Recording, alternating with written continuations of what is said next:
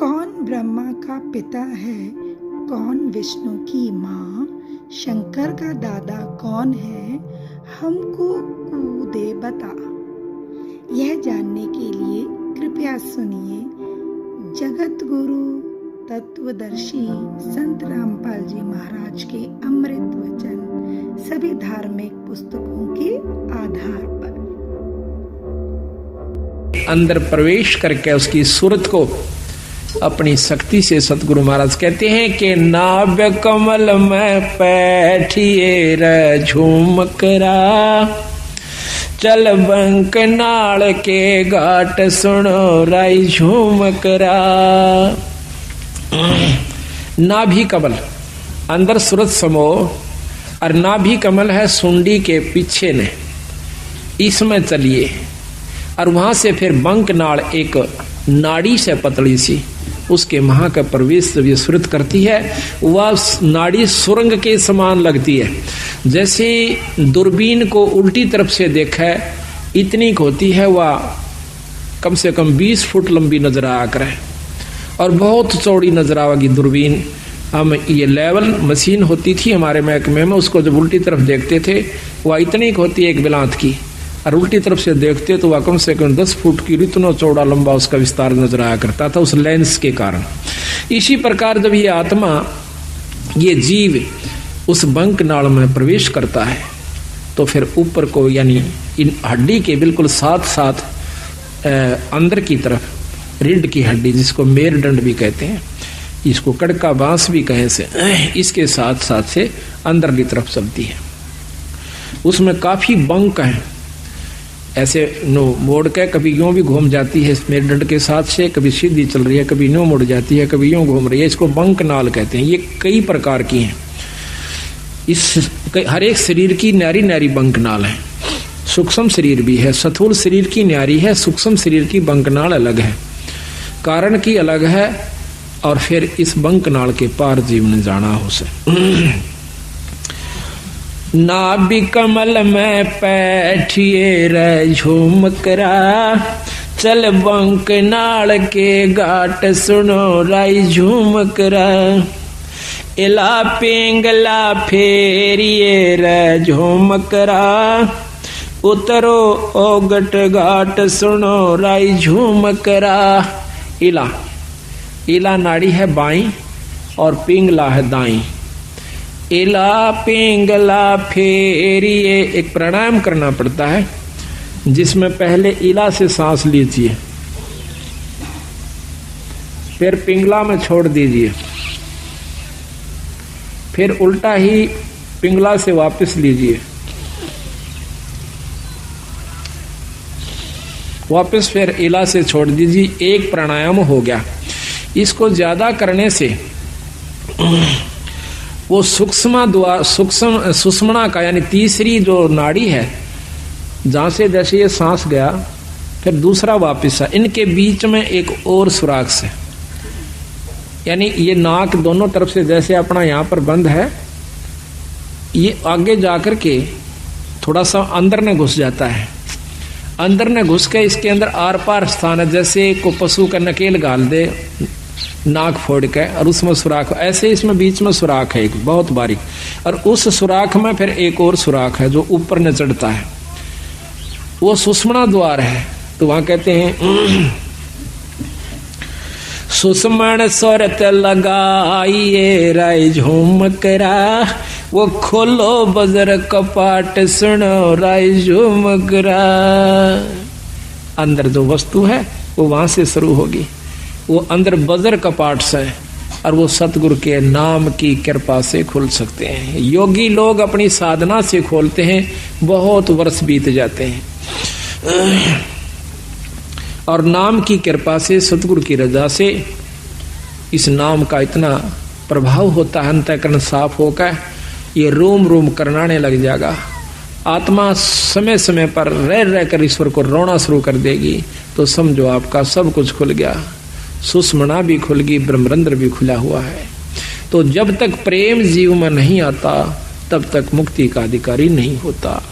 जब सत्संग सुनकर उसकी आंखों में तो पानी नहीं पड़ रहा है, या सुमरण करते हुए अंतःकरण में उसमें ठेस नहीं लग रही है तो भक्ति प्रवेश नहीं हो पाई है। कोशिश कीजिए और ज्यादा।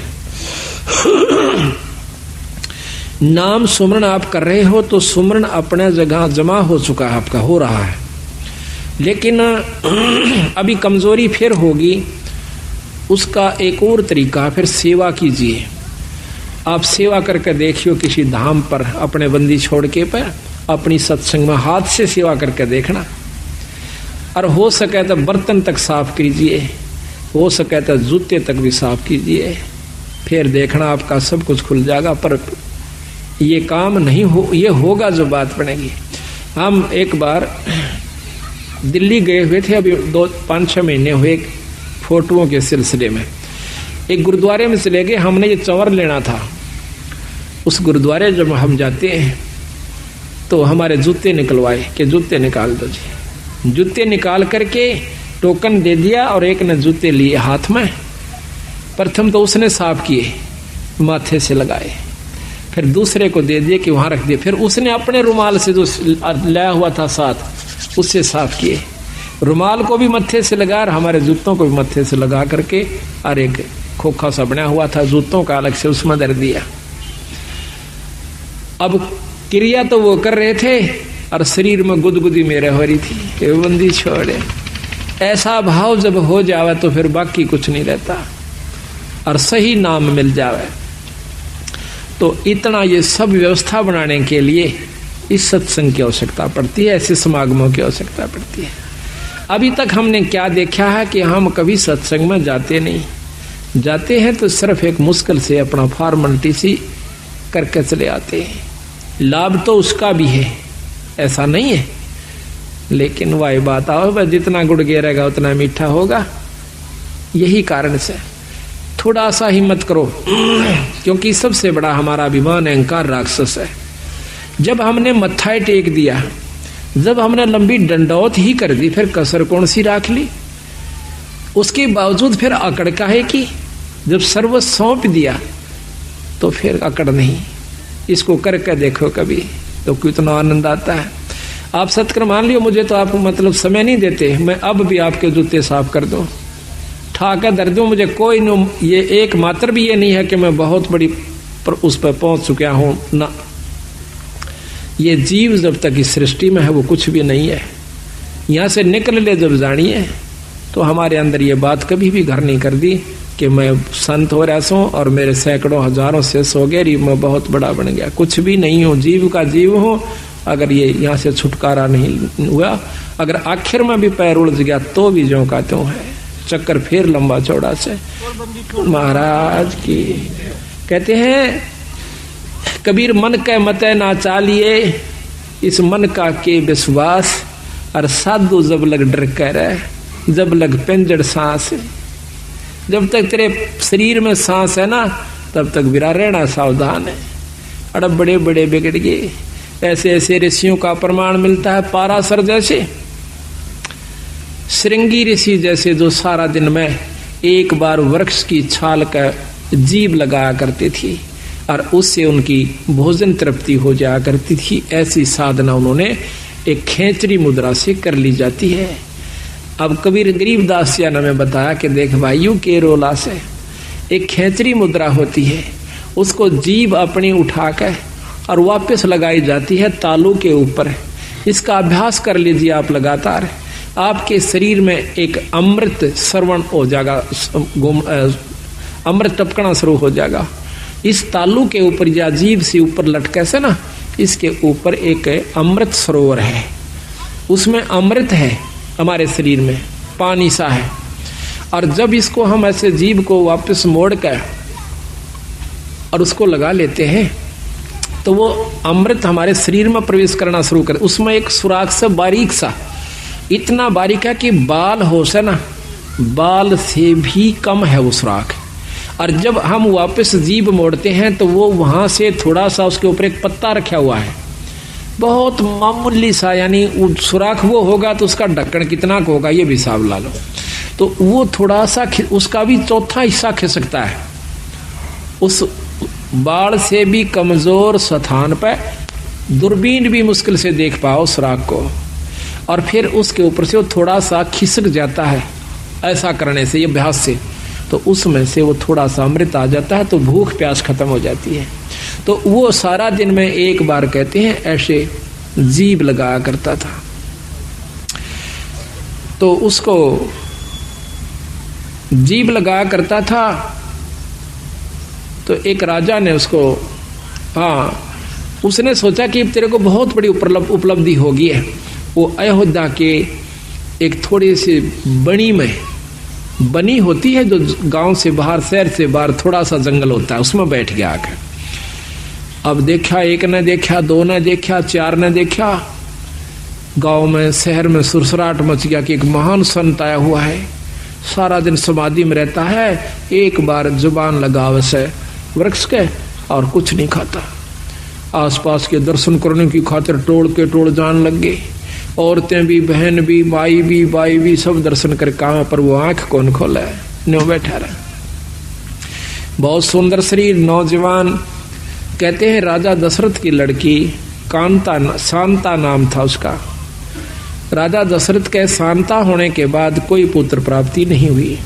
कौशल्या से उत्पन्न हुई थी, बड़ी लड़की औरत से, कैकेयी से, कौशल्या से। तो उसके बाद कोई संतान नहीं हुई। तो कौशल्या जवान हो, शांता जवान होगी थी, वह भी देखने जाया करती थी ऋषि ने। तो उसने क्या किया, राजा की लड़की थी, और तो डर रही थी, पर राजा की लड़की थी, उसने क्या किया, शहद लेगी साथ में। जहां पर भी उस ऋषि ने ऐसे जुबान लगाई, उसने देख लिया, वहां पर थोड़ा सा शहद लगा दिया पहले से। जब ऋषि ने अगले दिन उस पर जुबान लगाई, फिर शांत हुआ। अगले दिन फिर लगा दी, फिर शांत हुआ। तीसरे दिन उसने आंखें खोल ली, सामने शांता बैठी है। तो वो भोजन भी साथ बना के ले जाया करती कि जिस दिन आंख खोले महाराज को मैं भोजन कराऊंगी। भोजन करा दिया। कहने का तात्पर्य यह है कि आखिर में श्रृंगी ऋषि और शांता का विवाह हो जाता है। राजा दशरथ विवाह से मना करता है कि मैं ब्राह्मण के घर में क्षत्रिय को नहीं, क्षत्रिय की लड़की का शादी नहीं कर सकता। शांता उनके साथ चली जाती है, रामचंद्र जी की बहन। तो महाराज कहते हैं श्रृंगी ऋषि से वन में मोहे, यानी इस मन का कोई भरोसा नहीं। सतगुरु महाराज कहते हैं सावधान रहने में फायदा है। तो साधु जब तक डरकर रहे, जब लग पिंजर श्वास, जब तक अपने आखिरी शरीर में भी को थोड़ा बहुत भी रह रहा है, तब तक बच के रहने में फायदा से। ना जानिए कब और के को मत पैदा कर दे, वह मन खुद काल है। तो यहाँ बताते हैं कि वो खेचरी मुद्रा करने से उसमें ये शक्ति आ जाती है शरीर में, तो फिर परमात्मा प्राप्ति नहीं है उससे। हम उसी को ये मान लेते हैं कि इसको बहुत लाभ हुआ, ये बहुत बड़े संत है। अब देखिएगा, इस कुत्ते ने एक बार इसको रेन लाइए भगत जी, एक टूक गेर दे, और इसकी ये फिल्म लेना भगत जी, इस कुतिया की। अब इसको देखकर भी कालजा नहीं हिलता है, एक रोटी गेर दो उसको, वो आप जाना भगत जी वहां पर, वो फिल्म कुत्ती की देख पूरी अच्छी तरह उसकी खाज लगी हुई है, के हाल हो रहा है इस बेचारी का। और ये भी कभी मनुष्य शरीर में थी, ये कभी प्राणी भी होगी, पटरानी भी होगी, आम औरत भी रही होगी, मनुष्य भी रही होगी। आज इसकी के हालत हो रही से, एक टूक की खातिर, एक रोटी खातिर दर दर भरम रही है। और हम अब भी आंख नहीं खोलते, इतना ज्ञान होए पाछे भी, तो भाई बहुत कमजोरी में सो आप। तो महाराज कहते हैं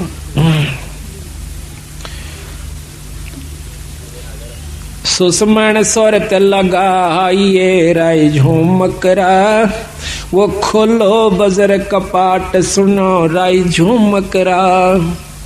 काया नगरी जद बस राय झूमकरा, जद घर आवे आठ सुनो राय झूमकरा। ये काया नगरी जब बसेगी, जब भगवान भजन के काबिल होगी, जब इसमें सील, संतोष, विवेक, अक्षमा, भाव, भक्ति, नम्रता, दया, ये 8 प्रकार की व्यवस्था उत्पन्न हो जाएगी, अहंकार खत्म हो जाएगा। काया नगरी जद बसै राय झूमकरा, जद घर आवे 8 सुनो राय झूमकरा। द्वादश बांध लगाइए राई झूमकरा, नक सरवर पे ध्यान सुनो राई झूमकरा। शंख पदम उजियार है रे झूमकरा, जा कोट कला शशिभान सुनो राई झूमकरा। फिर उस ईश्वरीय शक्ति का आप दर्शन कीजिए। जा दोना मरुआ फूल है राई झूमकरा, अक्षय वृक्ष स्थान सुनो राई झूमकरा। राय चमेली केवड़ा रे झूमकरा, सूरजमुखे शोभान सुनो राई झूमकरा। सुरत नरत दो अंसणी रे झूमकरा, मान सरोवर नाम सुनो रे झूमकरा। के अंदर जब आप जाओगे, अंदर ईश्वरीय शक्ति की आपको झलक होना शुरू होगी। अब कोई तो शुरू में ही प्रकाश नजर आता है, कोई भी इष्ट है, कोई भी देव है, उसका प्रकाश होता है। योगी जन या साधक जन, भगत जन, एक बार थोड़ी सी ऊपर झलक हो जाती है किसी प्रकाश की, किसी इष्ट की, तो वो सोच लेता है कि मैंने बहुत कुछ प्राप्ति होगी। तो कहते नहीं, अभी तो बहुत ऊपर जाना है। जैसे 0 के बल्लभ का भी प्रकाश होता है और 60 के बल्लभ का भी प्रकाश होता है, 100 का भी, मरकरी का भी, 1000 वाट के का भी, पर उसमें अंतर होता है। इसी प्रकार हर इष्ट में, हर परमात्मा में ब्रह्म, पारब्रह्म, पूर्ण ब्रह्म, इनमें सब मंत्र बताया सतगुरु महाराज ने कि जब तक आप पूर्ण ब्रह्म से नहीं आपका संपर्क होगा, वो भक्ति नहीं मिलेगी, तब तक आप मुक्त नहीं हो सकते। लेकिन अभी तक जो ये झलक दे रहे हैं, जो झुमकरा को, राम राय को ज्ञान था 3 लोक की भक्ति का, वही बता रहे हैं। अनभय मालन ओ तेरी रे झुमकरा, फूलन सेज बिछाई सुनो राई झुमकरा। छतर सिंहासन श्वेत है रे झूमकरा, पलकों चौरा डुराई सुनो राई झूमकरा। अरस देवंगना गाँव ही रे झूमकरा, अनहद सबद घमोड़ सुनो रे झूमकरा। बिन पग का जा पंथ है रे झूमकरा, मकर तार की डोर सुनो राई झूमकरा। और कहूँ कुछ और है रे झूमकरा, बिन देही का देव सुनो रे झूमकरा। स्वर्ग रसातल में बसे रे झूमकरा, जाके कर ले सेव सुनो राई झूमकरा। 3 चरण चंता हमणी राई झूमकरा, गर्दन गरीब मरोर सुनो राई झूमकरा।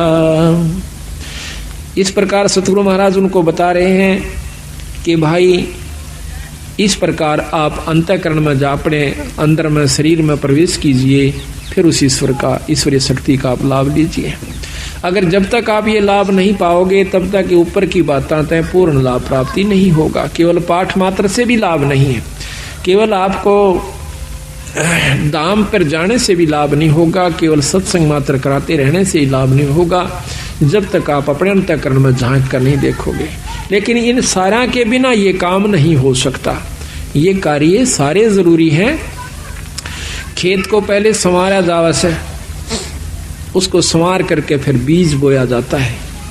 बीज बोने के बाद भी उसकी बहुत संभाल करनी पड़ती है, जब जाकर के हम उसकी पूरी परिपक्व फसल ले सकते हैं। इसी प्रकार परमात्मा के नाम पर लगने पहले सत्संग की आवश्यकता होती है। नाम लेने के बावजूद सेवा, सत्संग और दान धर्म की पूरी आवश्यकता पड़ती है।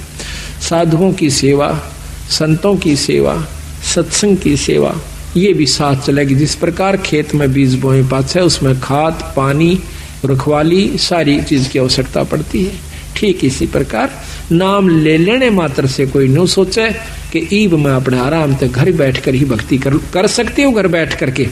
पर आज के युग में इतना सुलभ नहीं है कि आप घर बैठ करके ही इन बुराइयों से बचे रह सकते हो।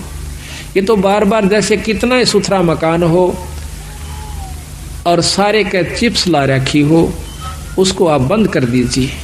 एक हफ्ते के बाद खोलिए, उस पर 2-2 सूत उस पर धूल जमी मिलेगी। जबकि खूब बंद कर दिए खिड़कियों को, दरवाजों को, फिर भी उसके ऊपर डस्ट यानी धूल जमी पाओगी। मेज पर देखना कपड़ा मार के 1 हफ्ते के बाद। इसी प्रकार अगर आप सत्संग में नहीं आओगे तो आपके अंतःकरण में इतना मैल जमा हो जाएगा और एक समय ऐसा होगा कि आपको सुमरण और सत्संग कड़वा लगने लग जाएगा। आज आपने प्यारा लगा पर उस समय ये आपको सुहावा नहीं गा। कई बार आप सत्संग पाठ करना चाहते हो, नित्यनेम नहीं कर पाते। कई बार नाम पर लगाना चलते हो, मन को मन नहीं लगता, कहीं और उलझेड़े मुड़ जाता है। कोशिश करने से भी नहीं लगता, उस दिन आनंद नहीं आता आपको। कारण क्या है कि आपके अंतःकरण में कोई मैल आ गया, किसी कारण से भी, किसी की द्वेषता का, किसी प्रिय मित्र की और कोई अप्रिय घटना का कोई भी विक्षेप आ चुका है, जिसके कारण आपको वो प्रिय वस्तु आज फिर अप्रिय होगी। तो इसी प्रकार सत्संग में आने से जानकारी होती है कि ये कोई काहू का है नहीं, झूठा संगी साथ या कोई किसी का नहीं। कबीरा चिंता तो सतनाम की और ना चिंता दास, और जय कोई चिंता नाम बिना वह काल की फांस।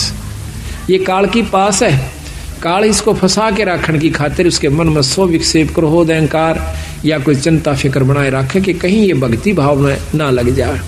तो उस दिन और ज्यादा भक्ति करे, परमात्मा का नाम लेवे, कोई किताब धार्मिक पढ़ लेवे, अपने गुरु से मिलन की कोशिश करे, संत से मिलन की कोशिश करे, आसपास कोई सत्संग हो तो उसमें जाने की कोशिश करे, ताकि आपके मन का जो अंतःकरण के अंदर जो विकार आया हुआ है वो ठीक हो जाए।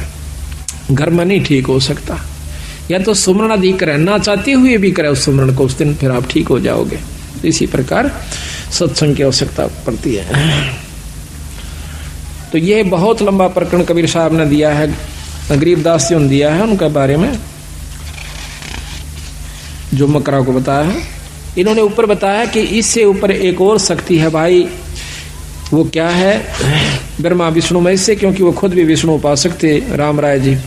सकल भेद तो से कहूँ रे जो मकरा, सुनियो शब्द संदेश सुनो राजो मकरा।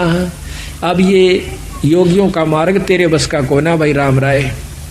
ये ना तो आप ऐसा साधन अपना सकते, ना इतना समय आपको मिल सकता। अब बताता हूँ सही भेद। एक शब्द संदेश, गुरु से उपदेश लिए पूरे संत है, नाम वो भी हो जो वही हो जो कि प्रमाणित है। फिर वो गुरु के पास वो सार नाम हो, और सार नाम के बाद आपको शब्द प्राप्ति करवावे। सार नाम के बाद शब्द का नंबरा होगा। तो जब तक शब्द प्राप्ति नहीं होती तो भी आप पूर्ण मुक्ति के अधिकारी नहीं हो पाओगे। तो इतना गजब काम है। तो महाराज कहते हैं सकल भेद तो से कहूँ रे झूमकरा, तुम सुनियो संत संदेश शब्द संदेश सुनो राय झूमकरा। इन नैना दिखलाइए रे झूमकरा, कैसा है वो देश सुनो राय झूमकरा। अब बंदी छोड़ कहते हैं कि ना तो इतना समाधि यानी ये कोशिश करने की आवश्यकता प्राणायाम आदि की, मेरे शब्द में मेरे नाम में वो शक्ति आपको इन आख्यात नो का नो आंख खुली है और सुरत सतगुरु के चरणों में जा चुकी होती है। इसको सहज समाधि कहते हैं। ये मेरे नाम में शक्ति है, मेरे शब्द में शक्ति है। सकल भेद तो से कहूँ राय झूमकरा, सुनियो शब्द संदेश सुनो राय झूमकरा। इन नैना दिखलाइए रे झूमकरा, कैसा है वो देश सुनो रे झूमकरा। पल नीचे पल ऊह परे रे झूमकरा, तामद नरक निहार सुनो राय झूमकरा। अजर नजर आवे नहीं रे झूमकरा, खिले अदर अदार सुनो राय झूमकरा। दरने बामे आंगणे रे झूमकरा, स्वर्ग रसातल बहन सुनो रे झूमकरा। तेरे कुटी छाजे बैठ कर झूमकरा, वो देखो राम रतन सुनो राय झूमकरा। त्रिकुटी छाजे, उस त्रिकुटी का अंदर पहुंच के और फिर उस राम रतन को देखो, ईश्वरीय शक्ति को देखो। सनकादिक नारद रटे रे झूमकरा, ये रट ब्रह्मा विष्णु महेश सुनो रे झूमकरा। अब अपने उसको बताते हैं सतपुरुष को कि जिसको ब्रह्मा विष्णु महेश भी जिसका नाम जपते हैं, उस शक्ति को, उससे संपर्क बना भाई। सहस फुना मुख गावई रे झूमकरा, ये ध्यान धरत है शेष सुनो रे झूमकरा। नैन रख रे झूमकरा, ये बगल विदा को देख सुनो रे झूमकरा। नैनो ही में नैन रख रहे झूमकरा, नैनों में अपने सुरत के नैन को अंदर जो अंतःकरण के नैन से मिला। दास गरीब अतोल है रे झूमकरा, अवगत पुरुष अलेख सुनो रे झूमकरा। वो पूर्ण ब्रह्म परमात्मा सतपुरुष सतलोक के अंदर है और उससे आप संपर्क करो। ऊपर क्या क्या चीज बताई महाराज ने कि सतलोक में क्या है। अदर सरोवर अदर हंस रे झूमकरा, अदर नदी परवाह सुनो रे झूमकरा। अदर नान स्नान है रे झूमकरा, अदर मछ मन राह सुनो रे झूमकरा। अदर बाग बेले बने रे झूमकरा, अदर फूल गुंजार सुनो रे झूमकरा। अदर समाधि लाई रे झूमकरा, अदर देख दीदार सुनो। और ऊपर समाधि लाइए फिर आपको क्या क्या चीज दिखाई देंगी। अदर राग रंग होते है रे झूमकरा, अदर रास बेलास सुनो रे झूमकरा। अदर सरा साहेब धनी रे झूमकरा, अदर चौर खैवास सुनो रे झूमकरा। अदर नगर अवगत बस रे झूमकरा, अदर वृक्ष विस्तार सुनो रे झूमकरा। अदर सुराही फिरत है रे झूमकरा, अदर होवे जोनार सुनो रे झूमकरा। अदर पाक प्याले फिरे रे झूमकरा, अदर बसे मतवार सुनो रे झूमकरा।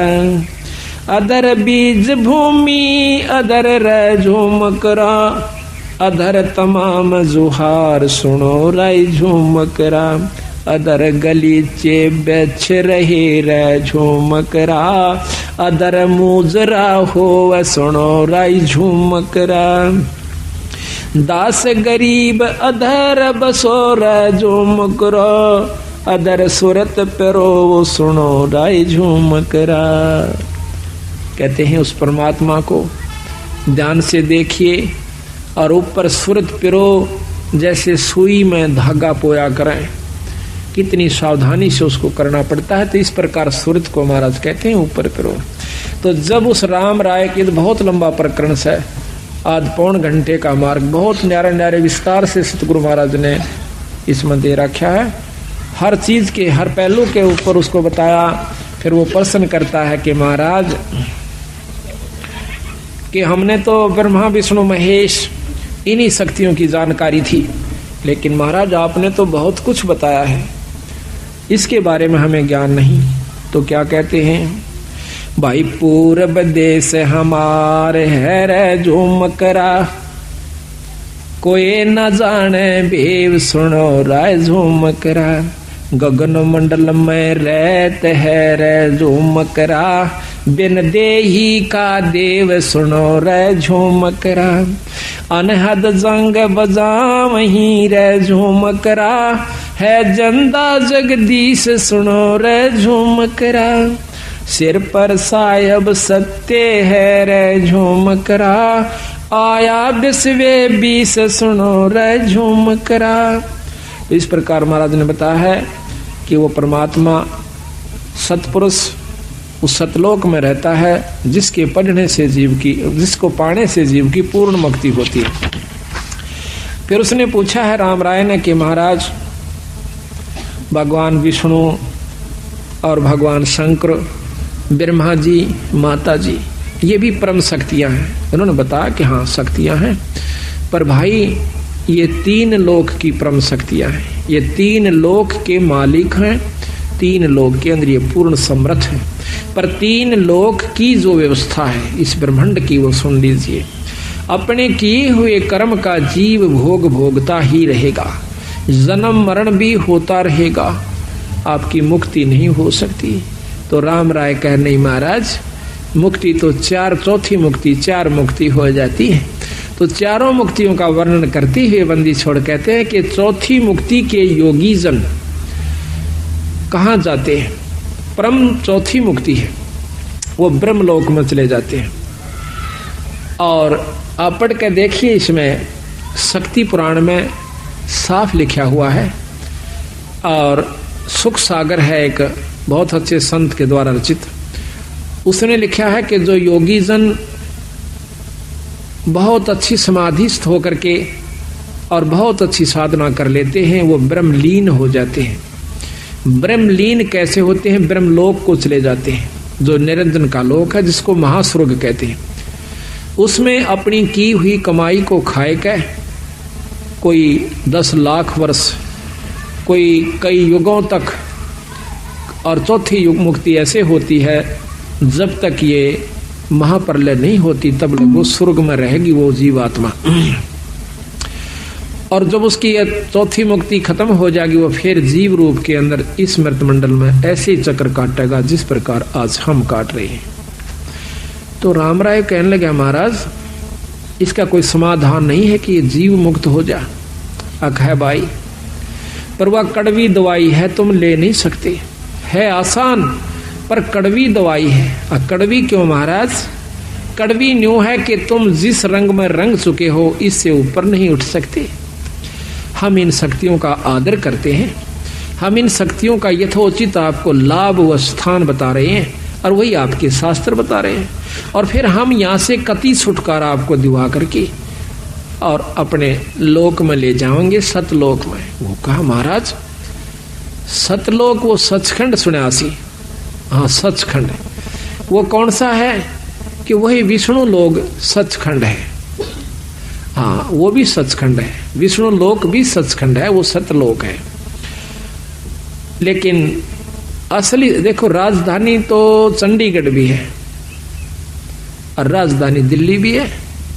तुमने राजधानी शब्द सुना है, पर उसकी जानकारी को ना कि राजधानी चंडीगढ़ में किस शक्ति की स्थान वास है और दिल्ली के अंदर किस शक्ति का वास है।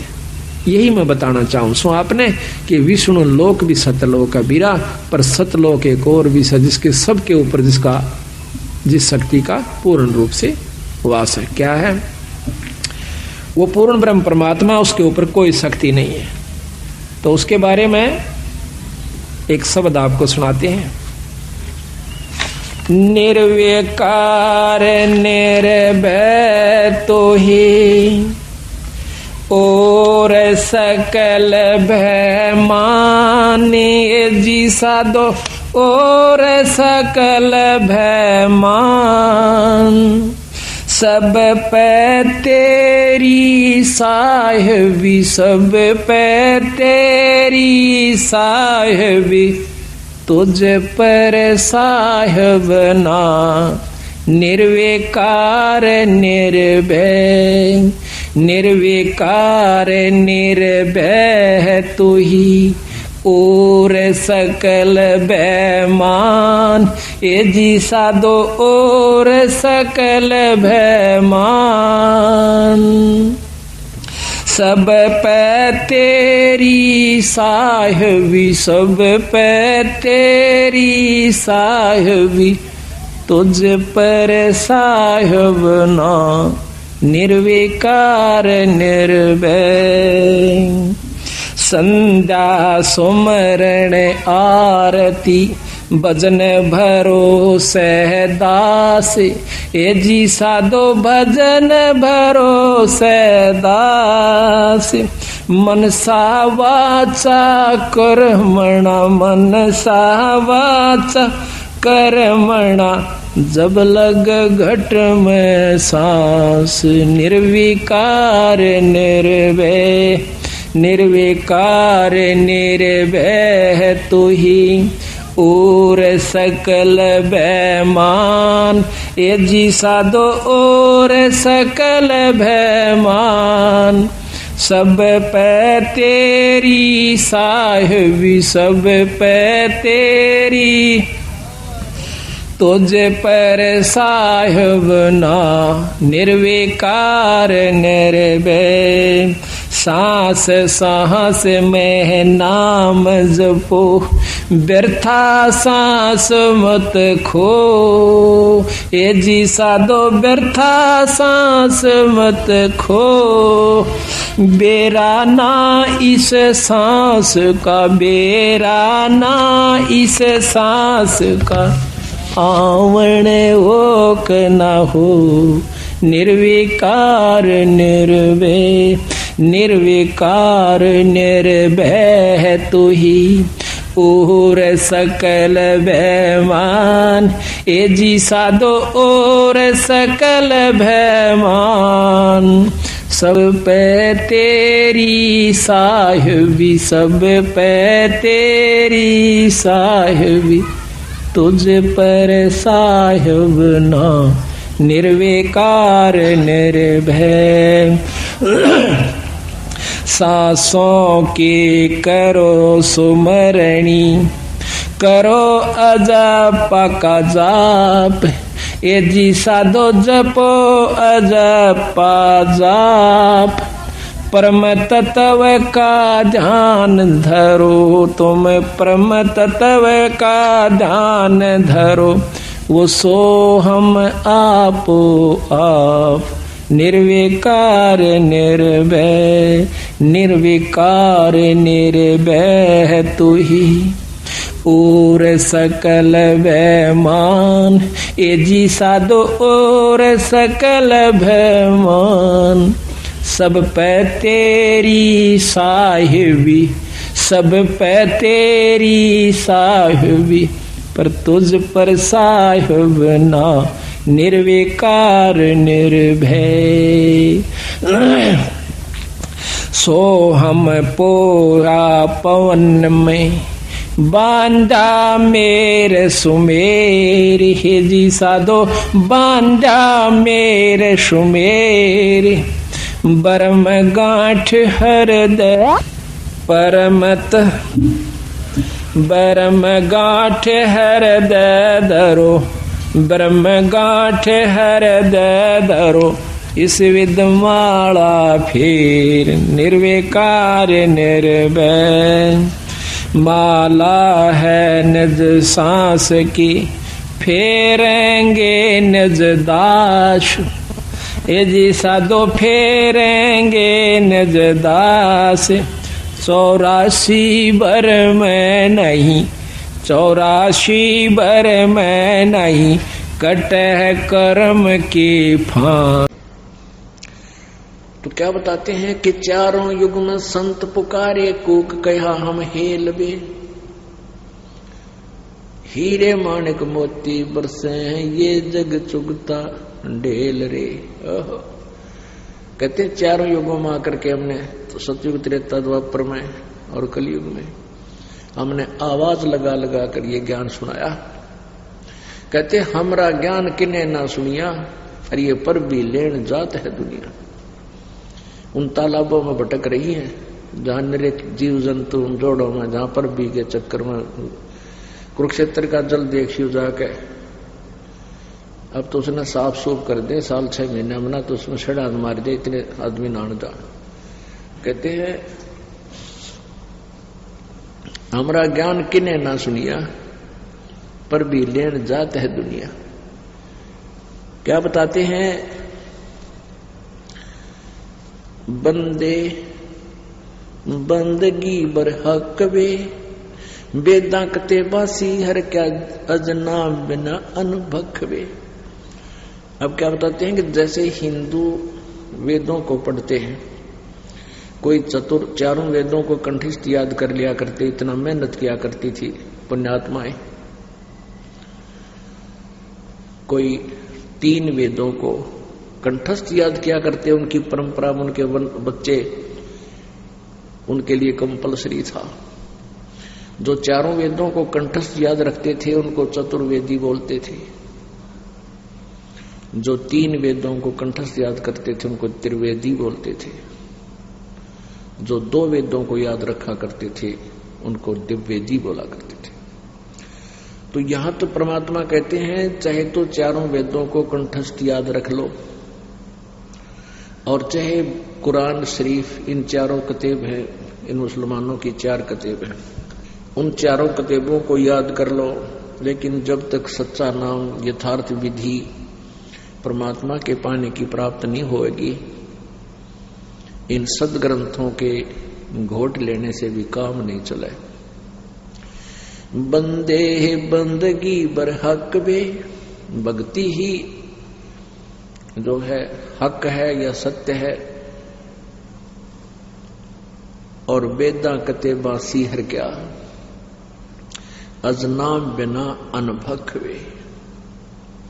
फिर नाम के बराबर बताते, नाम बाहर नाम भीतर, श्वास के सिमरण का विधि बताते हैं।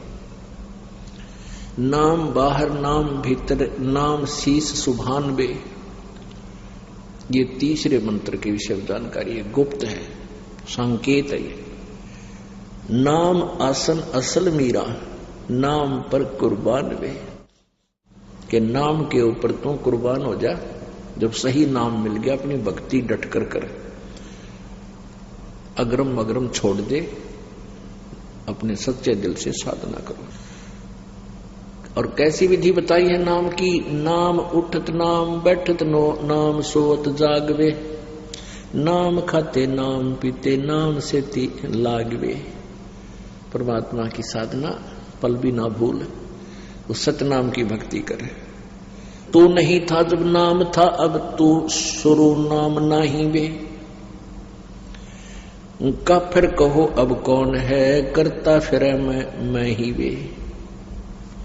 मैं करे सो मारिए, तू करे सो छूट वे। मैं मीन मैं करता हूं, मैंने न्यू कर दिया, मैंने ऐसे कर दिया। कहते हैं जो मैं कहता है उसकी पिटाई होगी भगवान के दरबार में। और ये कहते हैं भगतजन नहीं, परमात्मा आप ही करते हो, हम तो आपके दास हैं, हमें तो आपने निमित्त बना रखा है। जीव क्या कर सकता है? विचार करने की बात है, यदि अधरंग मार जा, किसी को पैरालाइसिस हो जा, चाहे कितना अंडी पाक रहा हो, बांगा मुंह हो जाएगा, न्यू हो जाएगा, माखी मुंह मगर लकड़ें गिर पड़ेंगी। बता के जीव की औकात तो बकवास करे। तो यहां कहते हैं तू नहीं था जब नाम था, अब तू शुरू नाम नाही वे, काफिर कहो अब कौन है, करता फिर मैं ही वे। अब काफिर में नकम्मा आदमी, ढेड़, जैसे हिंदू भाषा में ढेड़ बोल देते हैं और मुसलमान उसको काफिर बोल देते हैं। तो ढेड़ का अर्थ की कोई जाति विशेष नहीं होती है। जो गंदे काम करे वो ढेड़, चाहे किसी जाति का हो, डाके मारे, बहु बेटियां बूंदी तक के, चोरी करे, शराब पीवे, मांस खावे, और बकवाद करे, चुगली निंदा करता फिरे, वो किसी भी जाति का वो ढेड़ है। उसी को मुसलमान काफिर बोलते हैं। तो हिंदू मुसलमान तो हिंदुओं को काफिर बताते, वो किस लिए काफिर बताते हैं कि ये एक परमात्मा को छोड़ के अन्य देवताओं की पूजा करते हैं, इसलिए ये काफिर हैं। और हिंदू मुसलमानों को क्यों हे समझते थे कि ये मांस खाते हैं, इनका आंट नहीं, गाय मिल जाओ, बकरा, बोक, चाहे ऊंट, ये मांस खाते हैं, इसलिए एक दूसरे को ये मुसलमान हिंदुओं को काफिर कहते थे और हिंदू मुसलमानों को ढेड कहते थे। परमात्मा बताते हैं कि भाई मैं बताता हूं काफिर कौन है, ढेड किसे कहते हैं। कबीर परमात्मा बताया करते थे कि मैं बताता हूं काफिर किसे कहते हैं। काफिर बोध सुनो रे भाई, दोहू दीन बिच राम खुदाई। काफिर जो माता दे गाली, वे काफिर जो खेले साड़ी। कहते मैं हम बताते हैं काफिर किसे कहते हैं, तुम तो एक दूसरे को वैसे ही जो है ना व्यंग कसते हो। काफिर ये लोग होते हैं। वो काफिर जो माता दे गाली, वे काफिर जो खेले साड़ी। काफिर दान यज्ञ नहीं करही, काफिर साधु संत से अड़ही। काफिर तीर्थ व्रत उठावे, सत्यवादी जन नाम लोलावे। काफिर पिता बचन उल्टा ही, इतने काफिर दोजख जाही। वह काफिर जो बड़बड़ बोले, काफिर कहो घाट जो तोले। वह काफिर जो रण हत्या राखे, वह काफिर परदारा ताके। काफिर सवाल सुखन को मोड़े, काफिर प्रीत नीच से जोड़े। काफिर काफिर छाड़े हूं, सतवादी से नेह। गरीबदास जुग जुग पड़े, इस काफिर के मुखे।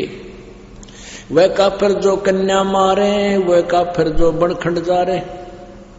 वह काफिर जो नार हिताही, वह काफिर जो तोड़े बाही।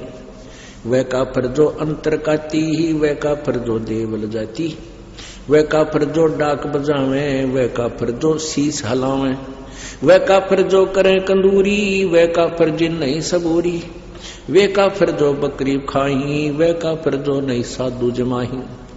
वह काफिर जो मांस मसाली, वह काफिर जो मारे आली। वह काफिर जो खेती चोरम, वह काफिर जो मारे मोरम। वह काफिर अनभावत खाई, काफिर गण का सो गलबाही। काफिर अर्ध अभ्यम से संगा, काफिर सोजो फिरे बिनंगा। काफिर सोजो मही तनावे, जाका दूध रुधिर घर ल्यावे। काफिर जो बल बदर बेखा, जाके सिर पर बाल न एका। काफिर सोजो मुर्गी काटे, वह काफिर दो सीना चाटे। काफिर गुदा है ते सलाई, काफिर हुक्का पीवे अन्यायी। काफिर भांग बसोड़ी भरही, काफिर हुक्के कूसर करही। काफिर गट में धूमा देही, काफिर नास नाक में लेही। काफिर कथ सुपारी चूना, पान लपेटे मुख में थुन्या। काफिर मालन कुंडर